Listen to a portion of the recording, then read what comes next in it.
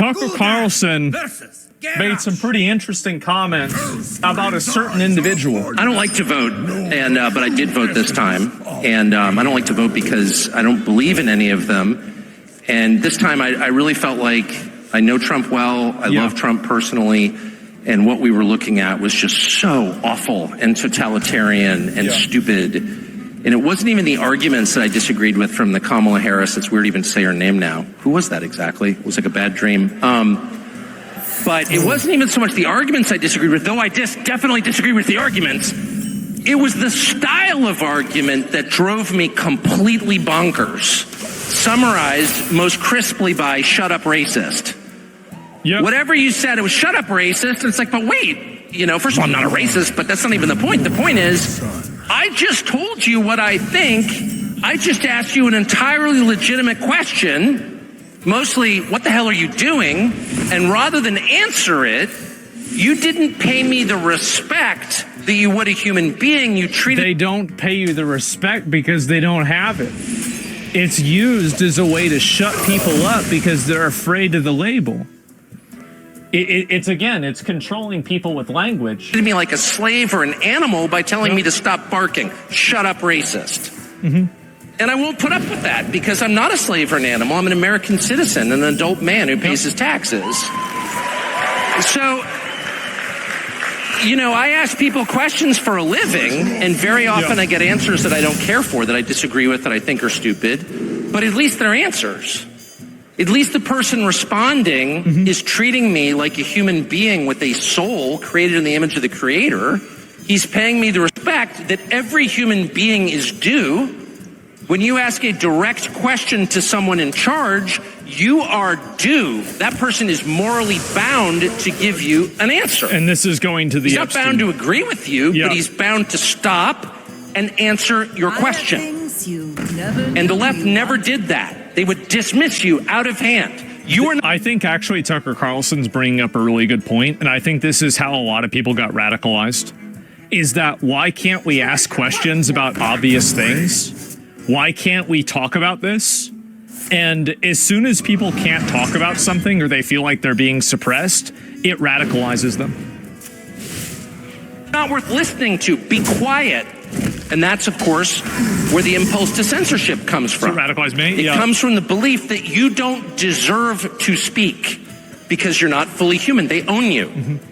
And that's what I voted against. I think I don't know if I really agree with that conclusion, but I agree with the evaluation of the problem. I think it's that they view certain types of ideas as being dangerous, and they think that it's more important to protect people from those ideas than to engage with them.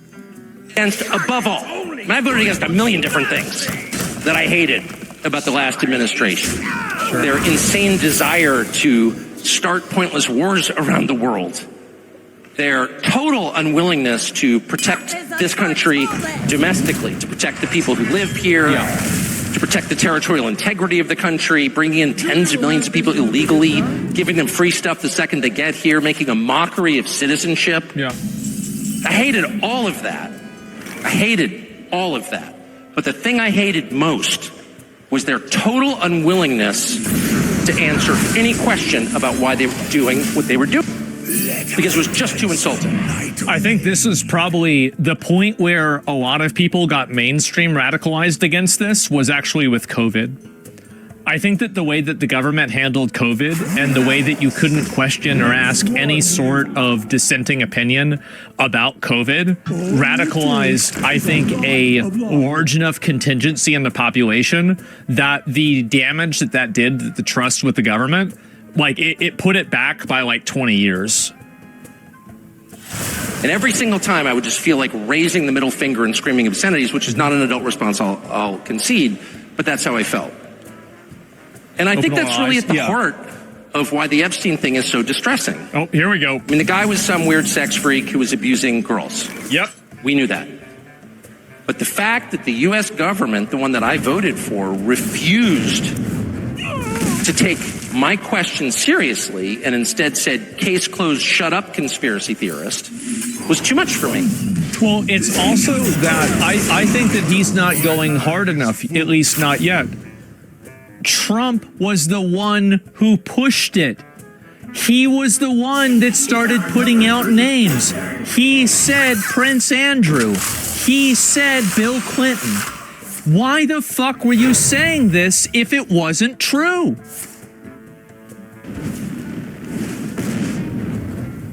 Why were you saying this? And he either owes us an explanation or he owes them an apology. Because going around and implying some guy is some sort of collaborator with a generational pedophile and kind of insinuating that they were doing the same thing is total reputation destruction. Complete reputation destruction. Why the fuck is he not coming? Like, I think he should be held accountable for that. You're just making up bullshit. Never apologize, right? Well, it's not even about that's not even true. You should apologize if you're wrong. If you're wrong, you should apologize. Never apologize if you don't think you're wrong. You can apologize if you think you're wrong. That's fine. But an explanation is needed at least. And I don't think the rest of us should be satisfied with that. And by the way, let me just say really quickly, because I was so mad about it that I think I found out part of what's going on. I think we are going to find out more. And I think the truth, for whatever it's worth, in case you're interested, is that the DOJ didn't release lots of incriminating sex videos with Epstein and his billionaire pals because they don't have them. They don't have them because when the original... They said they had them. Search warrant was served 2007, I think, possibly 2006, I think 7. It was basically designed to protect Epstein. The search warrant was written in such a way to make sure that the feds never got their hands on the actually incriminating evidence. It's another way of saying the cover-up has been going on since 2007, almost 20 years. And so the real question is not, was Jeffrey Epstein a weirdo who was abusing girls? Yes, we can answer that. The real question is, why was he doing this, on whose behalf, and where did the money come from? Yeah. And those are the questions that need to be answered. And I think it's entirely fair to ask them. True. And it's not adequate to say anyone who asked them is somehow desecrating the memory of little girls who died in Texas. I'm not going to put up with that answer. It's a bullshit answer.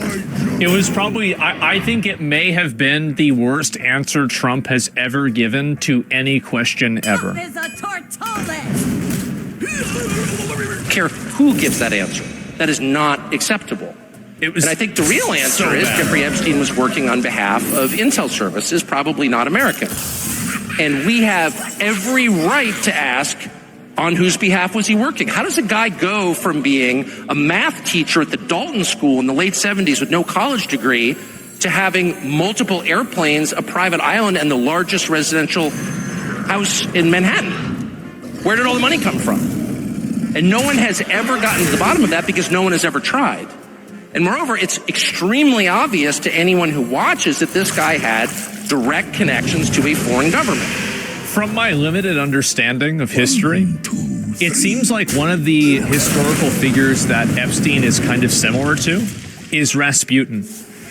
Because Rasputin was able to infiltrate and get involved inside of the Russian family and create incriminating evidence and, like, basically establish himself as a confidant and a piece of power inside of that. And I think that Epstein did the same thing. Their whole circle. Yes, exactly. I don't know. Maybe that's a crazy thing for me to say. But I feel like from what my understanding is, it's a big stretch. And I think that maybe if I knew more about him, I would realize that I'm wrong. But from what I understand, it seems pretty similar. Now, no one's allowed to say that that foreign government is Israel because we have been somehow cowed into thinking that that's naughty. There is nothing wrong with... Shut it down! Shut it down! Saying that. There is nothing hateful about saying that. There's nothing anti-Semitic about saying that. There's nothing even anti-Israel about saying that. I've spent my entire life pretty much in Washington, where I knew and loved a number of people, including one very close person who worked at CIA. Sure. That is never prohibited me from saying, I think the CIA has done some horrible things, murdered a bunch of people, participated in the murder of a sitting U.S. president. It's got a whole trail of crimes. That doesn't make me a disloyal American. It doesn't make me anti-American in any sense. I was born here. My family's been here for hundreds of years. I love this country. That's why I live here. So criticizing the behavior of a government agency does not make you a hater. It makes you a free person. Well, I'd say it makes you an American. I think there's a certain degree of like, for example, I think that there's a big difference between criticizing the CIA for having too many connections to Israel and criticizing ICE for arresting illegal aliens, right? Like, I don't think these are the same thing. But at the same time, you know, again, it's your right to be able to do that. It makes you a citizen. You're allowed to do that because you're not a slave. You're a citizen. And you have a right to expect that your government will not act against your interests, and you have a right to demand that foreign governments not be allowed to act against your interests. Why is it that we have the why is it that we allow AIPAC to even have any influence over our politics in the first place? Like, if there was like a political action committee that was for the CCP, everybody would lose their fucking minds. You know why? Money? That's bullshit. I don't believe that. You think Israel are the only people that have money? There's plenty of other people that have money.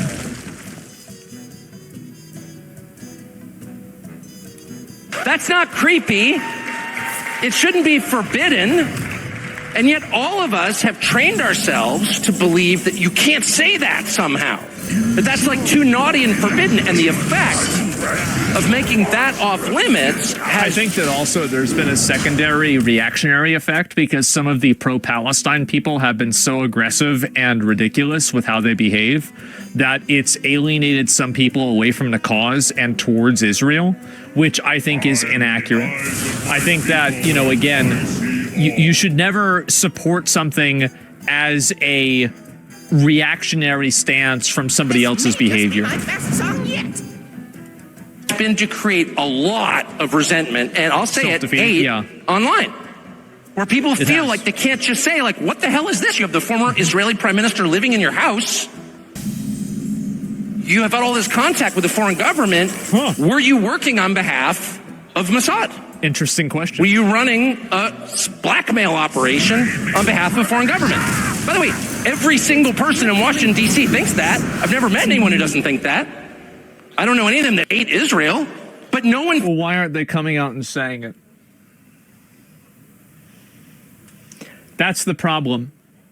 Is that Tucker Carlson can say that people are telling him this behind closed doors, but we need to get these people out in front of an audience and saying if they're bought off.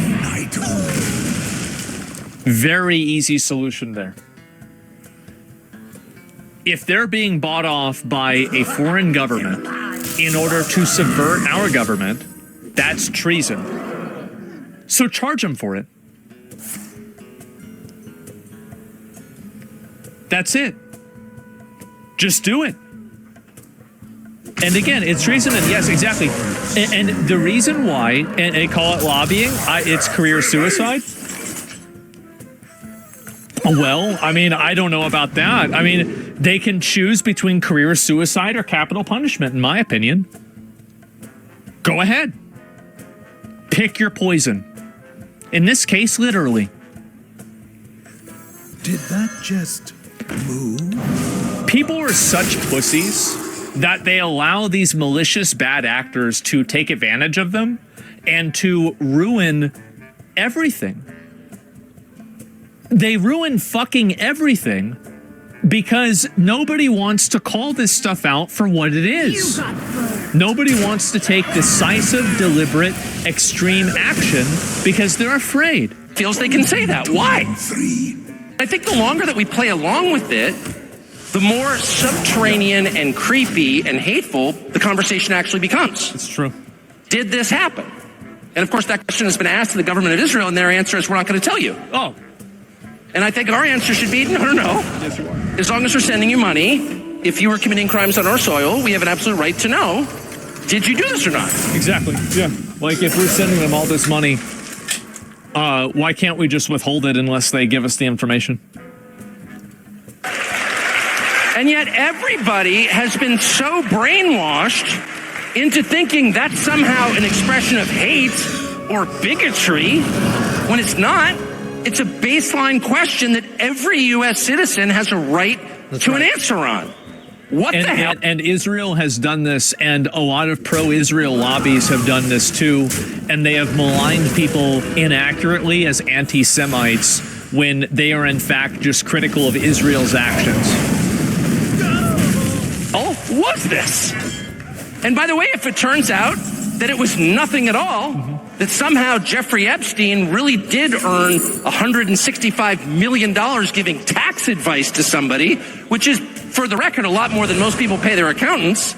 It's bullshit. And the reason how you know it's bullshit is because if Jeffrey Epstein gave some kind of, world-class, nobody can think of this tax advice ever, then why didn't these people that were involved with him start paying a lot more taxes after he died?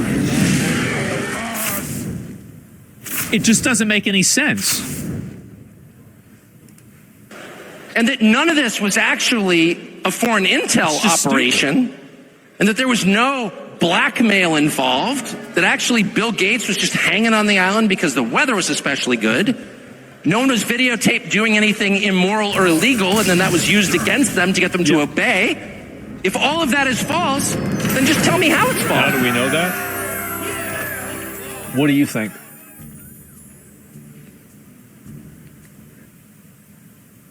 What do you think? Do you